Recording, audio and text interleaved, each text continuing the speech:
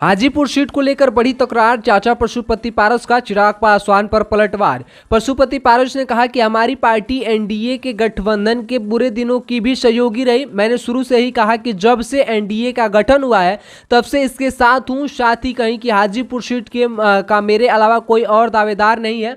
उन्होंने कहा कि मैं दाएं बाएं होने वाला नहीं हूं, हम जिसके साथ रहते हैं पूरे विश्वास के साथ रहते हैं। तो क्या है बड़ी खबर, जानिए विस्तार से।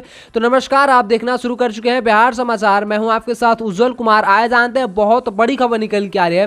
हाजीपुर के सांसद और आरएलजेपी प्रमुख पशुपति पारस और उनके भतीजे चिराग पासवान के बीच हाजीपुर सीट को लेकर तकरार खत्म होने का नाम नहीं ले रहा। हाजीपुर से कौन चुनाव लड़ेगा, इस पर चिराग और पशुपति पारस के अपने अपने दावे हैं। क्योंकि पशुपति पारस ने एक बार फिर से कहा कि मैं हाजीपुर से चुनाव लड़ूंगा। मैंने कई बार कहा है कि मैं अपने राजनीतिक जीवन के दौरान एनडीए के साथ रहूंगा और हाजीपुर के लोगों की सेवा करता रहूंगा। उन्होंने यह भी कहा कि उन्होंने चिराग पासवान वहां जाना चाहिए जहां रामविलास पासवान उन्हें ले गए थे और उन लोगों की सेवा करनी चाहिए। दरअसल पिछले दिनों ही चिराग पासवान ने कहा कि वह चाहते हैं कि उनकी मां हाजीपुर से लोकसभा चुनाव लड़े, जिस सीट पर उनके पिता रामविलास पासवान ने कई दशकों तक लोगों की सेवा की थी।